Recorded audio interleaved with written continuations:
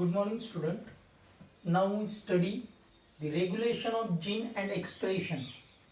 Regulation of gene and expression ये topic हम पढ़ने वाले हैं. किस तरीके से जीन रेगुलेट होते हैं, क्योंकि एक सिंपल कंसेप्ट यहाँ पे हम लेते हैं कि हमारी जिंदगी की शुरुआत माँ के पेट में एक सेल से होती है. तो यही सेल अगर माइटोसिस से बहुत सारी सेल बना रही है तो फिर ये सभी सेल सरी की होंगी.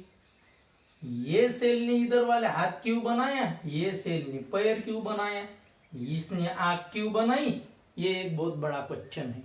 और यही क्वेश्चन हम ऑपेरॉन के जरिए समझने जा रहे हैं.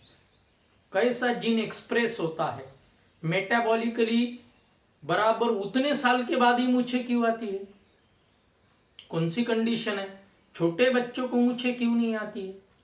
साधा प्रश्न आहे पण विचार करायला लावणारा आहे.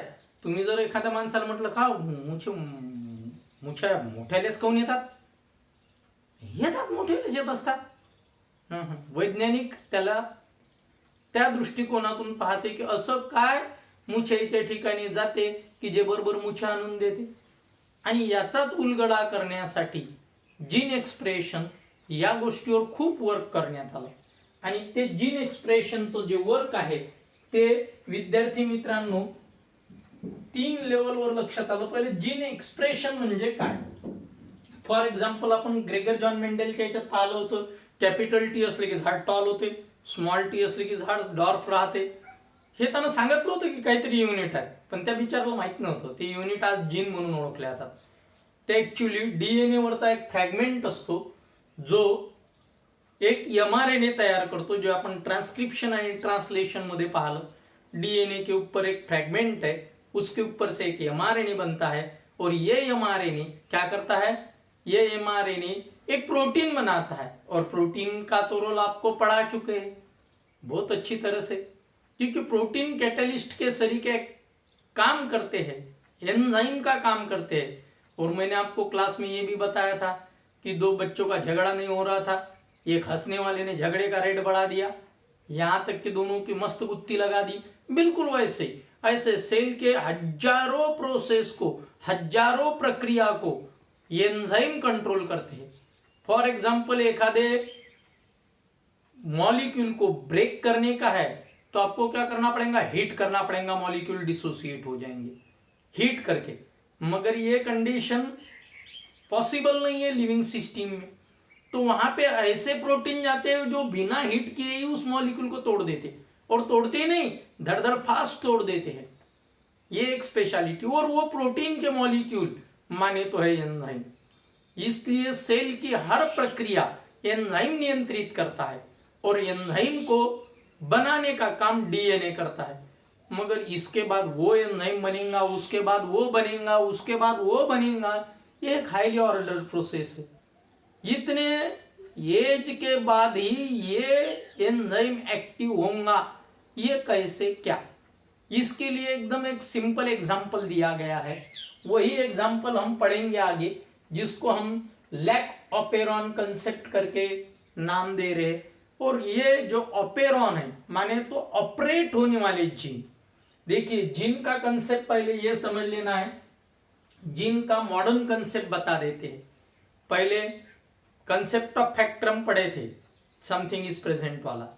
उसके बाद हम पढ़ रहे हैं काय का, जीन का modern concept. Fragment of DNA responsible for particular function is called gene. ये तो होगी डेफिनेशन. अब the fragment of DNA which capable to synthesis peptide particular protein is called gene. नहीं, वो सिस्ट्रॉन है, वो सिर्फ एक बनाता है. अब कुछ ऐसे भी है कि जो बदल होने के बाद भी काम कर सकते हैं, उसको हम बोलेंगे muton. The unit of mutation is called muton. Unit of mutation is called muton. ये मैं पढ़ा रहा हूं मगर लिखा क्यों नहीं बेटा, ये आपके किताब ने नहीं लिखा है, इसीलिए मेरे को पढ़ाना पड़ता है. ठीक है, किताब ने नहीं लिखा है इसीलिए इसके ऊपर लिखा नहीं है मैंने. अब एक कंसेप्ट बताया, म्यूटेशन में जो जीन जाता है म्यूटेशन माने तो उसका एक आधा नाइट्रोजन बेस ही कम ज्यादा होता है, हमने पढ़ाया था ना पिछले लेक्चर में, एक नाइट्रोजन बेस ही कम ज्यादा होता है, कम होगा ज्यादा होगा तो उसका आगे का सीक्वेंस बदल जाता है, मगर बदलता है बंद नहीं होता है, बदलता है बंद नहीं होता है, यूनिट ऑफ म्यूटेशन कॉल्ड म्यूटॉन। और कुछ ऐसे भी जीन है, इधर का टुकड़ा उधर, उधर का टुकड़ा इधर, ये पढ़ाया था रे बेटा मैंने, याद होगा तो, एक्स का टुकड़ा वाई को गया, वाई का, और जाने के बाद भी ऐसा तो नहीं हो गया कि पूरा जीन गया तो वहां पे एक्सप्रेशन करेगा। एक्सप्रेशन माने तो क्या, जीन अपने को बताएगा, क्योंकि कैसा बताएगा, डीएनए के ऊपर एमआरएनए बनेगा, एमआरएनए से प्रोटीन बनेगा और वो प्रोटीन अपना काम करेगा।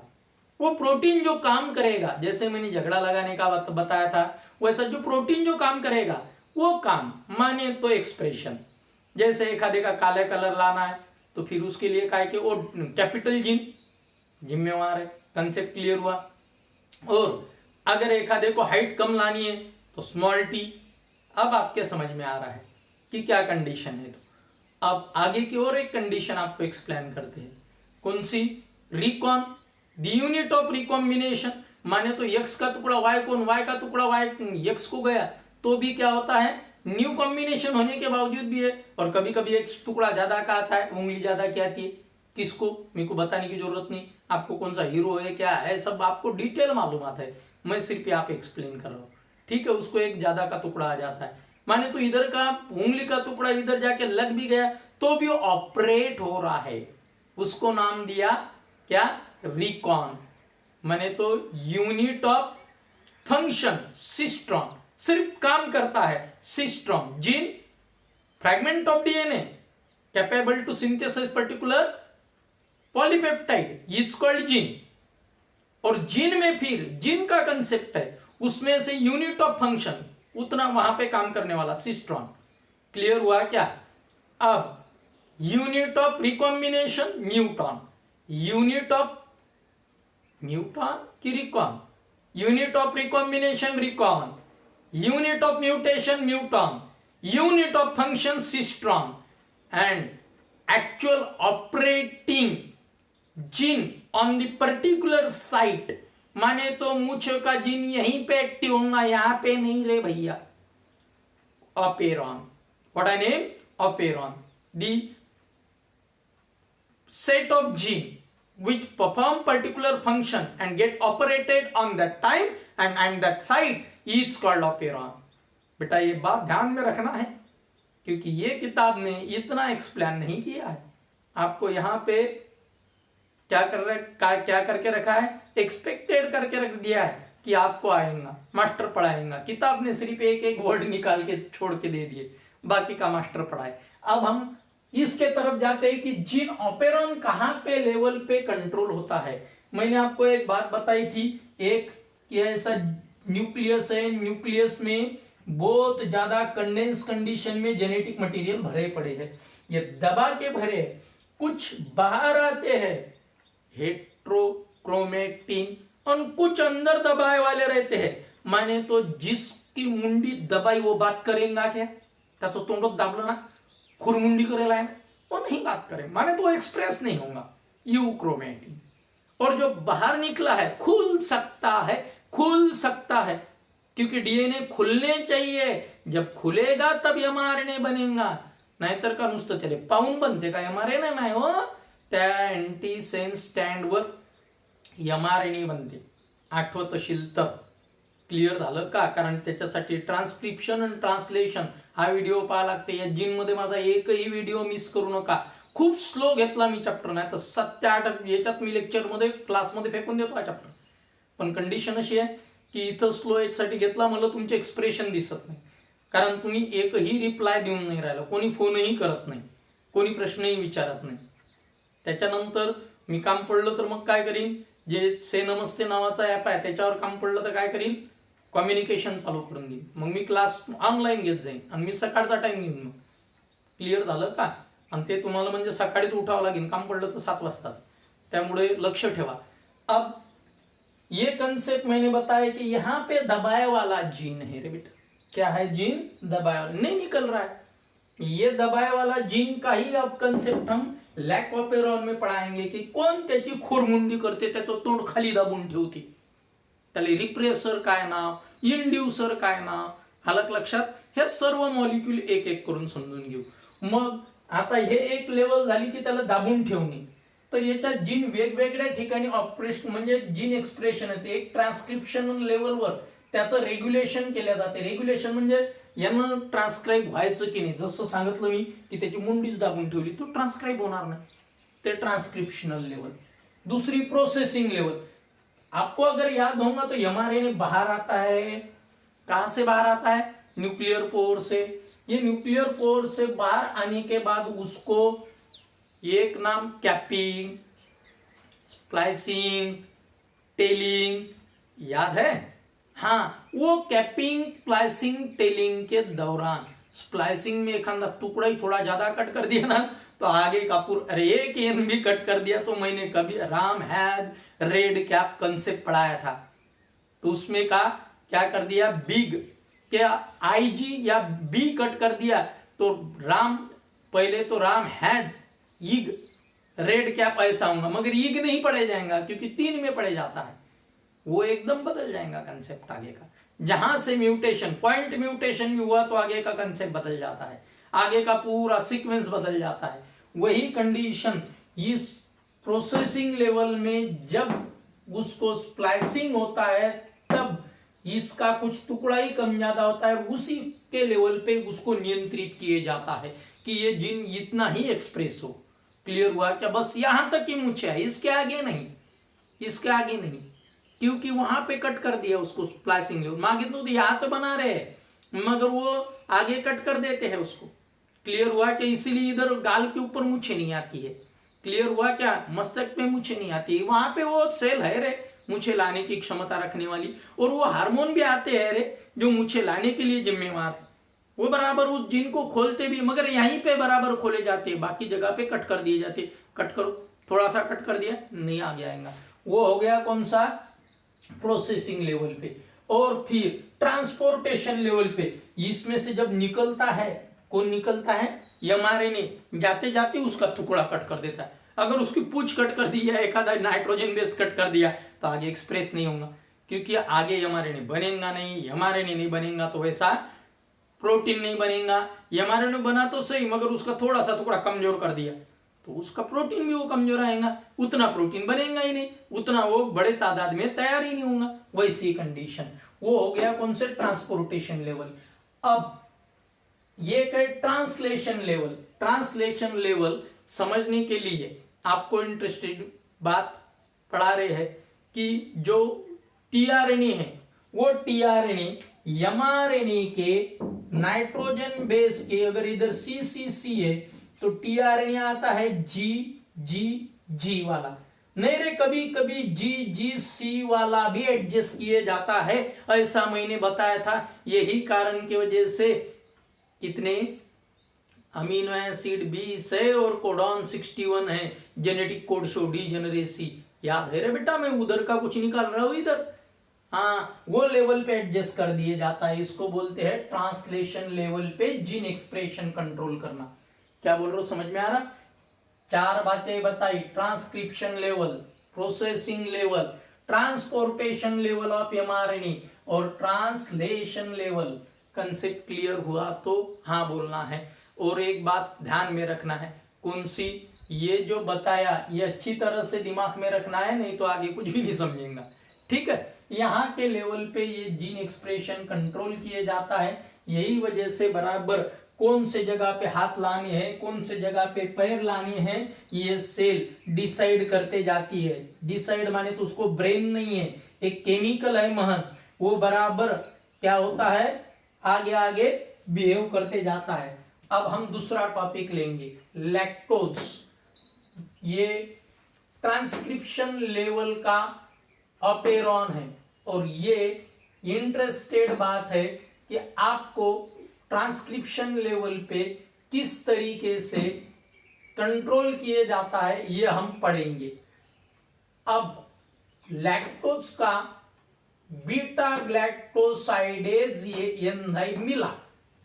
लैक्टोज को अगर बीटा ग्लैक्टोसाइडेज एंजाइम मिला, लैक्टोज को अगर बीटा ग्लाइकोसाइडेज एंजाइम मिला तो ये लैक्टोज टूटता है ग्लूकोज और ग्लैक्टोज में। मैंने जानबूझ के इधर ग्लैक्टोज लिखा, क्लियर हुआ क्या, ताकि आपको समझने की इजी हो। किताब में इधर लिखा है इसको, ठीक है। काय में बन कन्वर्ट हुआ ग्लूकोज और ग्लैक्टोज में। लॅक्टोज हे मिल्क शुगर आहे, दुधातली साखर आहे, आणि ग्लुकोज हे फळाईतली साखर आहे, ग्लुकोज फ्रुक्टोज, जे आपण सहज वापरतो, आपलं शरीर सहज वापरते, पण लॅक्टोज सहज वापरत नाही, त्याला तोडते। लॅक्टोज सुक्रोजचा भाऊ आहे। काय रे, लॅक्टोज सुक्रोजचा भाऊ आहे? हा पा डोक्षातून जात असेल तर मग मनसान सांगितलं नाही, बायोमॉलिक्यूल मध्ये शिकवलाय डायसॅकॅराइड, ग्लुकोज मोनोसॅकॅराइड, मग मनसान सांगितलं नाही, तिकडचं एकदा वाचा लागते, म्हणजे आपल्या मुळा तिकडे 11वीत घुसेला आहेत। क्लिअर झालं का? मग म्हणतात प्रश्न लोकांचा त्या न्यूट मध्ये भल्लाच हार्ड होता, अबे 11वी पाठ नाही केली ना, हा लक्षात, हे कंडिशन लक्षात घ्यायची। मग आता या बीटा ग्लॅक्टोसाइडेज एन्झाइम मशीन तर ग्लुकोज ग्लॅक्टोज मध्ये ग्लुकोज आणि ग्लॅक्टोज मध्ये कन्वर्ट होईल लॅक्टोज, ठीक है, in presence of environmental condition that regulate the gene. Clear हुआ क्या? ये एनवायरमेंटल कंडीशन है, और यही डियर फ्रेंड्स मैं आपको बता रहा हूं कि सबसे पहले मैंने बताया था माहौल तैयार करो पढ़ाई का, जिसका जीन ऑपरेट भी नहीं होता है वो ऑपरेट होता है। अगर आप बोलेंगे कि हमारे हाइट कम है, क्योंकि हमारे पेरेंट्स ने हाइट कम दी है, पिताजी की भी हाइट 5 फुट की है, माता जी की 5 फुट की, तो हमारी 4 फुट से भी थोड़ी कम आ गई, या फिर 4.5 फुट 4.25 फुट ही आ गई है, क्या करें? नहीं, आप एनवायरमेंट अगर देते हैं तो जीन एक्सप्रेशन कंट्रोल होता है, यही यहां पे बताया जाता है, environmental condition that regulate gene. पक्का ध्यान में रखना, आप में वो क्षमताएं भी नहीं है, इसीलिए तो अच्छा सोचना पड़ता है। यही कारण की वजह से दिमाग में खराब ख्याल भी नहीं आने देने पड़ते, नेगेटिव भी नहीं, क्योंकि हमारे ब्रेन में भी जीन बैठे हैं, गलत ना एक्टिव हो जाए। और यही कारण की वजह से आप बता दीजिए डायरेक्टर तक के कि यही कारण की वजह से लेक्चर देता हूं, ताकि सबसे पहले माइंड तैयार हो जाए, ताकि पढ़ाई के लिए माइंड बनेगा तो ही आदमी पढ़ाएगा, और पढ़ेगा नहीं तो पढ़ेगा नहीं, मीनिंगलेस हो जाएगा, पढ़ाने का तरीका ही मीनिंगलेस हो जाएगा। क्लियर हुआ क्या? अब ये दैट रेगुलेट जीन, ये बता एनवायरमेंटल कंडीशन, और ये कैसा आप बताएंगे, हम एक एग्जांपल लेंगे, कारण मी सारा भात दाबत नहीं, तसं पुस्तक सारा भात दाबत नहीं, पूरा चावल नहीं दबाता रहे, सिर्फ एक दाना एक्सप्लेन करूंगा सिर्फ यहाँ पे, बाकी का आपने समझना कि एनवायरमेंटल कंडीशन बदल गई, इच्चरिचिया कोलाई अपना काम बदल देता है। क्या नाम बताया मैंने? इच्चरिचिया कोलाई, ये ई कोलाई के नाम से बोला है मैंने, इसका काम किस तरीके से वर्क करता है वो बता देते हैं। तो इसके लिए depending upon substrate that is environmental present in the cell, enzyme adapted such enzyme is called inducible enzyme। environment के हिसाब से वो जो एंजाइम काम करता है, माने तो एनवायरमेंट खराब, एंजाइम काम नहीं करेगा, एनवायरमेंट फेवरेबल, एंजाइम काम करेगा, and that enzymes are called as inducible enzyme. म्हणून वातावरण सर्वांनी मिळून अभ्यासाचा तयार करा। एक 5 घंटे अभ्यास करायला लागला की दुसरा आपोआपच बाबू 2-4 मिनिटं शिल्लक वाढवते, 15 मिनिटं। आणि विशेष म्हणजे या बाबतीत मुली खूप पुढे असतात, कारण मुली लगेच हे करायला लागले की नाही, माझंही थोडंसं झालंच पाहिजे, त्यांच्यात ही भावना लहानपणापासून असते, त्यांच्यात तो प्रकारचा जीन असते, लगेच त्यांची तुलना सुरू होणार की मैं तो कम नहीं आ रही ना, का मैं और आगे जानी चाहिए, ये एक कंसेप्ट है, बॉयज में थोड़ा कम मिलता है। यही बता रहा हूं कि एनवायरमेंटल कौन सा इंड्यूसिबल एंजाइम। अब दूसरा, a set of genes will be switched on when it is necessary to metabolize new substrate, this phenomena is called as induction। इसी के ऊपर जो चाहिए वो एंजाइम एक्टिव होगा और काम करेगा, उसका नाम दिया है इंडक्शन। क्या नाम दिया है? Induction. a small molecule responsible for that is a inducer। वो इंड्यूस जब तक है तब तक वो जीन चुप रहेगा, इंड्यूसर निकल गया तो वो जीन क्या होगा? एक्सप्रेस होगा। ध्यान में रखना, इंड्यूसर इंड्यूस करता है कब काम करना, इंड्यूस करता है कब काम करना, पक्का ध्यान में रखना है।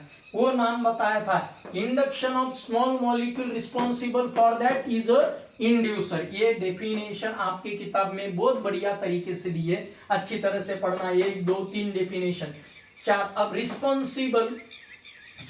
रिप्रेसेबल और regulation. Repressible, and product provided in medium stop the internal amino acid synthesis, negative feedback. ये एकदम सिंपल कंडीशन है। कौन सी मालूम है क्या? अगर इथिल अल्कोहल कौन तैयार करता है? वही रे, सैकेरोमाइसिस सर्विसी, याद होगा तो।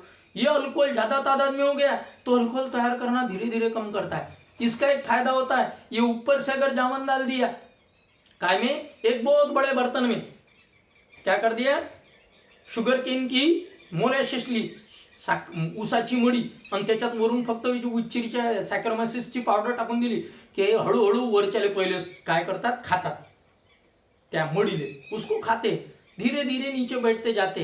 नीचे जैसे जैसे बैठते जाते हैं ऊपर अल्कोहल तैयार होता है। अल्कोहल ज्यादा हो गया तो इसका वो जिन काम करने वाला बंद होता है, माने तो ऊपर वाले लेवल में अल्कोहल जमा होते जाता है, अल्कोहल ऊपर जा रहा है और सैक्रोमाइसिस सर्विसी नीचे जा रहा है। ये मैंने क्यों पढ़ा है, रन दिए इसको छोड़ के। पीछे का एकदम सिंपल कंडीशन है, माइक्रोब्स के यूज में मैं ये डबल दोहराऊंगा, तब आपको याद आनी चाहिए। क्लास चालू हो गया तो मैं एक एक बात ये सब याद दिलाऊंगा मेरे सभी वीडियो की। एक भी अगर मिस करेंगे तो समझो उसको मैंने हिसाब में बराबर कर दिए। क्लियर हुआ क्या उसका पूरा? हाँ भाई, त्याचा अपमान होईल, कारण मला एन्व्हायरमेंट तयार करणं गरजेचं आहे। एवढं एन्व्हायरमेंटवर सांगितलं त्याच्याशिवाय पर्याय नाही, मग आपला अपमान होऊ नये तर याला काळजीपूर्वक ऐकावं, इसको बहुत अच्छी तरह से सुनना है, ताकि जब भी मैं पूछूंगा तब ये एक्सप्रेस हो सके। क्योंकि यही तो हम पढ़ेंगे कि जब काम होता है तभी जिन एक्सप्रेस होता है।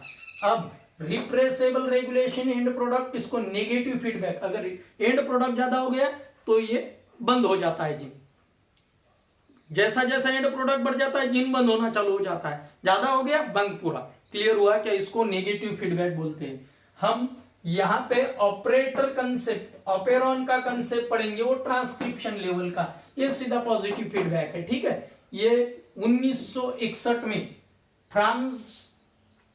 फ्रांकोइज जैकोब एंड जैकेज मोनोड नाम के साइंटिस्ट ने, प्रोनाउंसिएशन आप करो, ये सब अंग्रेजी रहते, मेरे को आता भी नहीं इनका प्रोनाउंसिएशन, ठीक है। मैं जैकोब और मोनेड इतना बोलता हूं सिर्फ। इन्होंने इच्चिरिचा कोलाई में शुगर किस तरीके से प्रोवाइड करके एंजाइम काम करते हैं और किस तरीके से शुगर ये एंजाइम को कंट्रोल करती है ये बताया। प्रोड्यूस 3 एंजाइम्स, इसमें 3 एंजाइम बनते हैं। ये 3 एंजाइम मैंने एक सीक्वेंस में रखे, 1, इसके बाद ये 2 और इसके बाद ये 3। ये 1 2 3 नंबर इधर भी रखा है मैंने।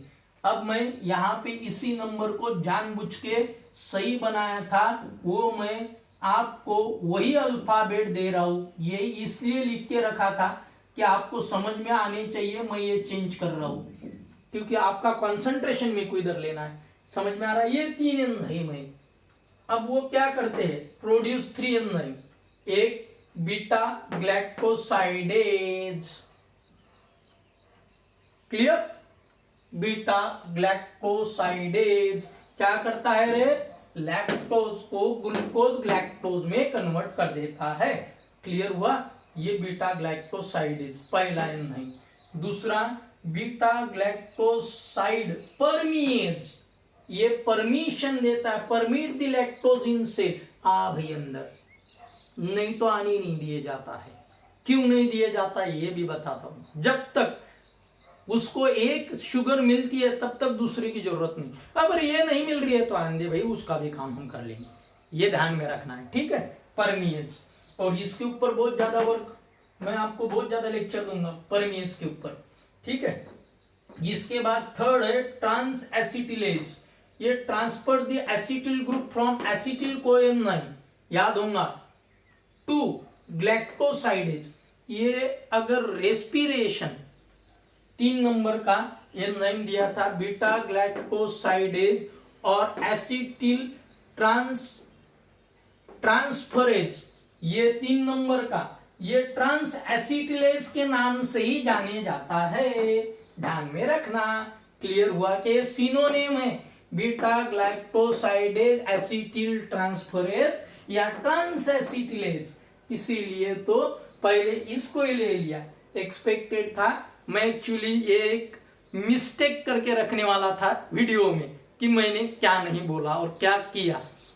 क्लियर हुआ क्या? मगर क्या करें, कुछ स्टूडेंट जिन फ्रंट रहते हो क्या करते हैं, इमीडिएटली बोल देते हैं कि अरे ये तो बोला ही नहीं है, तो समझ में आ जाता है, इसलिए बोल दिया। अब इधर ध्यान देना, ट्रांस एसिटिलेज या इसका एक और नाम बताया beta galactosidase acetyl transferase. Trans acetylase beta galactosidase acetyl transferase, ये क्या करता है, एसिटिल कोएंजाइम को ट्रांसफर करता है। और अगर आप रेस्पिरेशन पढ़े होंगे तो कोएंजाइम क्या करता है, कंट्रोल करता है उस बात को। किसको? अरे भाई पायरुविक एसिड एंट्री नहीं होता है, काय में एंटर नहीं होता है, क्रेब्स साइकिल में, हम उधर गए रेस्पिरेशन में। और यही तो कंडीशन है बेटा, बाकी के सब्जेक्ट में बहुत बड़ा प्रॉब्लम रहता है। मैंने इसके ऊपर एक टाइप का रिसर्च किया है कि किस तरीके से कौन सा चैप्टर किससे लिंक है, कैसे जुड़े है इसकी जडे उसके साथ। क्लियर झालं का? आणि तेच महत्वाची गोष्ट। आता पुढचा कन्सेप्ट घेऊ आपण, कोणता? Synthesis of this 3 enzyme is control by long segment of DNA. ये सेगमेंट इधर दिया है, लॉन्ग सेगमेंट ऑफ डीएनए, 1 2 3, ये 3 एंजाइम ये लंबा सेगमेंट डीएनए का तैयार कर रहा है। इसको स्ट्रक्चरल जीन बोला। अरे यार जीन का स्पेलिंग भी आधा ही होगा नहीं, ठीक है? क्या नाम बताया मैंने? Structural gene. ये स्ट्रक्चर ये कंट्रोल करते हैं किसको? लैक्टोज के मेटाबॉलिज्म को, इसीलिए इसको स्ट्रक्चरल जीन बोला। इसके बावजूद भी डीएनए लंबा आहे। डीएनए म्हणजे एवढाच आहे का? नाही, इकडे पुढे असते लंबा डीएनए। एवढा पार्ट तर फक्त काय केले जाते, जर लॅक्टोजचं मेटाबॉलिझम करायचं असेल तर वापरला जातो। क्लियर झालं का? तेवढा पार्ट केव्हा वापरला जातो? लॅक्टोजचं मेटाबॉलिझम करायचं असेल तर। त्याच्या आधी ही डीएनए आहे, माने तो डीएनए तो लंबा रहता है पूरा, ये पक्का ध्यान में रखना है। अब लैक ऑपेरॉन कंसेप्ट, इसमें कौन से पार्ट आपको ध्यान में रखना है? एक रेगुलेटरी जीन, ये देखो यहाँ पे बताया मैंने, हरे कलर में निकाल के बताया। दिख रहा क्या? क्योंकि ब्लैक बोर्ड के ऊपर का बहुत कम दिखता है, इसलिए गौर से देखना है कि क्या ये कर रहा हूं। क्लियर हुआ है क्या? सॉरी, व्हाइट बोर्ड, ये ब्लैक बोर्ड नहीं है, ठीक है? इसके बाद दूसरा है प्रमोटर, क्या है? Promoter gene. और तीसरा है आरएनए पॉलीमरेज है यहाँ पे लगाए वाला। क्लियर हुआ क्या? और एक जगह पे मैंने नीला, लाल और हरा एक दूसरे को ये करके रखा है, ये है प्रमोटर जीन। क्लियर हुआ क्या? ये प्रमोटर जीन प्रमोट नहीं करेगा तो ये स्ट्रक्चरल जीन खुलेगा ही नहीं। क्लियर हुआ क्या? और ये प्रमोटर जीन किस तरीके से यहां पे ऑपरेट होता है ये हम बताएंगे। अब पूरा कंसेप्ट ध्यान में रखना है कि लैक ऑपेरॉन में कंपोनेंट कौन से है। तो 1 नंबर से लेके हम आखिरी में जाते हैं। पहले रेगुलेटरी जीन, दूसरा प्रमोटर जीन, ये प्रमोटर जीन। क्लियर हुआ क्या? तीसरा ऑपरेटर जीन, ये ऑपरेट करने वाला, ये काला, ये दोनों का बताया ऑपरेटर जीन। इसको मैं वो बोल देता हूं ना यार, ताकि ध्यान में रखें, नहीं तो ऑपरेटर जीन, ठीक है? इसके बाद ऑपरेटर जीन के बाद है स्ट्रक्चरल जीन, ये स्ट्रक्चरल जीन, ये 5वें नंबर का inducer. It is not the component of operon. ये इंड्यूसर एक मॉलिक्यूल है जो जाके बैठ जाता है ऐसा प्रोटीन का, क्योंकि आपके किताब में एक बात लिखी है, which is the chemical composition of inducer, तो प्रोटीन का है। काय का है? प्रोटीन का। अब यह ऑपरेट कैसा होता है मैं आपको बता देता हूं। सेल जब तक ग्लूकोज मिलता है, क्या मिलता है सेल को? ग्लूकोज। जब तक ग्लूकोज मिलता है तब तक लैक्टोज को यूज नहीं करती। कौन सी सेल जब तक ग्लूकोज नहीं मिलता है तब तक यूज नहीं करती? Naturally इचिरिचिया Cola. क्लियर हुआ क्या? जब तक ग्लूकोज मिलता है वो यूज नहीं करता। लैक्टोज पड़ा रहने दो सेल में, यूज नहीं करेगा और सेल में आने भी नहीं देगा ज्यादा का लैक्टोज। क्लियर हुआ क्या? क्योंकि जब तक ग्लूकोज मिल रहा है तब तक क्या होता है ये आगे बता देते हैं। ये कंसेप्ट है, जब से ग्लूकोज मिलता है रेगुलेटरी जीन एक एमआरएनए बनाता है। कौन सा जीन? इधर ध्यान देना है, मेरी शैडो तो नहीं आ रही ना इसके ऊपर, तो कौन सा जीन बताया मैंने? Regulatory gene. इसके ऊपर क्या बन गया है, mRNA बन गया। ये देखो mRNA बन गया नीचे। ये बने वाला mRNA प्रोटीन बनाएगा जिसका नाम क्या बताया मैंने, ये है भाई इंड्यूसर। ये इंड्यूसर ऑपेरॉन के ऊपर जाके फिट बैठेगा, म्हणजे तिथं जाऊन मारते ब्लॉक मारल्याच्या ना पुढचा पार्ट उघडतच नाही, म्हणजे त्याची खुरमुंडी केली। मैंने बताया था उसकी मुंडी दबाई काय में, अरे इसमें बताया था रे भाई मैंने, यू क्रोमेटिन हेट्रोक्रोमेटिन याद है क्या, वैसे इसकी मुंडी यहाँ पे दबा दी तो ये आगे फंक्शन नहीं करेगा। जब तक ग्लूकोज है तब तक ये mRNA बनते रहेगा, इंड्यूसर वहां पे जाते रहेगा, इसको दबाते रहेगा, तब तक आगे का काम नहीं चलेगा। और जैसे ही ग्लूकोज खत्म हो गया तब एक मॉलिक्यूल है एलोलैक्टोज। क्या नाम बताया मैंने, एलोलैक्टोज। ये मॉलिक्यूल इंसर्ट होता है किसके मदद से, तो सेल में ऑलरेडी थोड़ा बहुत परमिएज रहता है, परमिट करने वाला। किसको परमिट करने वाला, लैक्टोज को परमिट करने वाला थोड़ा बहुत पहले से मौजूद रहता है, पड़ा रहता है, मगर काम गिरेगा तो काम करेगा। अब अगर ग्लूकोज नहीं मिल रहा है तो ये परमिएज एक्टिव हो जाता है, नहीं मिले बराबर क्योंकि रिप्रेसर नहीं है तो परमिएज एक्टिव हो जाता है। तो ये थोड़ा सा लैक्टोज पहले से अंदर आ गया, उसने क्या कर दिया, एलोलैक्टोज बन के इसको बंद कर दिया। किसको बंद कर दिया, इस प्रोटीन के यहाँ पे फिट बैठ गया। आपको मैंने एंजाइम कील ऑफ मैकेनिज्म बताया था, बिल्कुल वैसा इस पे बैठ गया। फिर ये इस पे अगर बैठ गया तो ये इधर गया ही नहीं, ये इसमें फिट नहीं बैठा।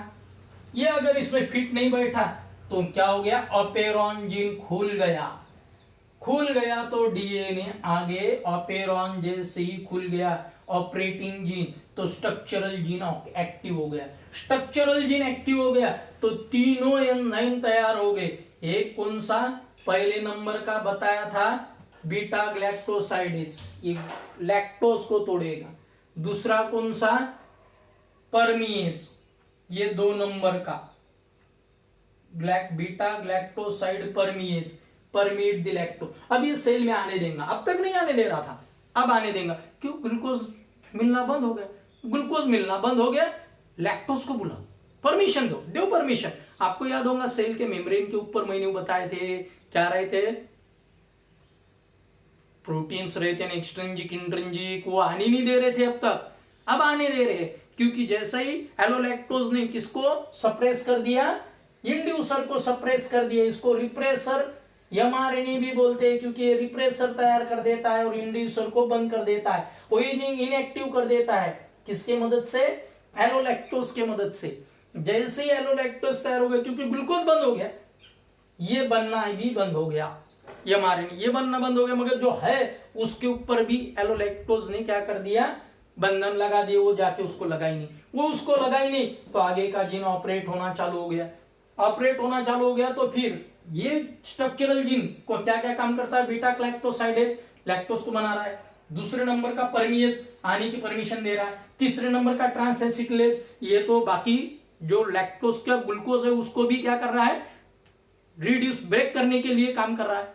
अब एक एक आते जा रहा है, रिड्यूस होते जा रहा है, ब्रेक होते जा रहा है, ऐसी कंडीशन ये जीन ऑपरेट होता है। माने तो बेटा सिंपल कंडीशन ध्यान में लेनी है कि जब तक एनवायरमेंट नहीं है काय का, ग्लूकोज का, ये सेल के ऊपर वर्क किया गया। ग्लूकोज जब तक है, एनवायरमेंट समझो सुटेबल नहीं लैक्टोज को, तब तक क्या नहीं होगा, नहीं ऑपरेट होगा। कौन ऑपरेट नहीं होगा, स्ट्रक्चरल जीन, क्योंकि ग्लूकोज है उसको दबा रहा है। और यही कंडीशन खास करके थोड़े बहुत पैसे वालों के बारे में होती है। उनके बेटे क्या नहीं, जब तक बाप का मिल रहा है ना, आराम से खाते जाते हैं। क्लियर हुआ क्या, मिल रहा है तब तक। मगर जब प्रॉब्लम आते हैं तब उनको खुद को क्या करना पड़ता है, किसी भी हालत में कंट्रोल करना ही पड़ता है। यही कंडीशन है, ध्यान में आता है कि अब एनवायरमेंट फेवरेबल नहीं है। यही कंडीशन आपको बोल रहा हूं कि एनवायरमेंट बनाना है फेवरेबल। यहाँ पे इचरिचा कोलाई ने बता दिया, जब तक ग्लूकोज है तब तक क्या नहीं हो रहा है, नहीं बन रहा है, लैक्टोज को ब्रेक नहीं करने की इजाजत ही नहीं मिल रही है, ऑपरेट ही नहीं हो रहा है एनवायरमेंट। यही कारण है बेटा, एनवायरमेंट फेवरेबल करना है। क्लियर हुआ क्या? इसका एनवायरमेंट जैसा ही ग्लूकोज बंद हो जाता है, कौन ऑपरेट होना चालू हो जाता है? लैक्टोज को लेना परमियंस के मदद से बीटा ग्लैक्टोसाइडेज ब्रेक करेगा, उसको तोड़ेगा, स्ट्रक्चरल जीन ऑपरेट होगा, ये तीनों एंजाइम बनाएगा, 1 2 3 ये एंजाइम यहाँ पे दिए दिए। क्लियर हुआ कि तीनों एंजाइम बनेगा और इसका काम एमआरएनए बनेगा, बराबर प्रोटीन को बनाएगा और मेटाबॉलिज्म लैक्टोज का चालू रहेगा, क्योंकि अब ग्लूकोज है ही नहीं। क्या नाही आहे? ग्लुकोज नाहीये, तसं तुम्हाला खायला भेटलं नाही की बरोबर काम करता मग तुम्ही। अलग लक्षात अशी कंडिशन, पण ते कामच नाही आलं पाहिजे, अजून वरच्या स्टेपवर सोसायटीच्या हाय लेवलवर जायचं असेल तर तुम्हाला हे काम करावं लागेल। क्लियर झालं का? अब ये कंसेप्ट अगर आपके ध्यान में आया होगा तो बहुत अच्छी बात। आगे मैं ह्यूमन जीनोमिक प्रोजेक्ट कंप्लीट करूंगा और गुरुवार को माने तो कल हमारा नया चैप्टर स्टार्ट होगा। कौन सा ये फोन करके मेरे को बताना है। क्लियर हुआ क्या? कितने फोन आते हैं वो भी देखूंगा।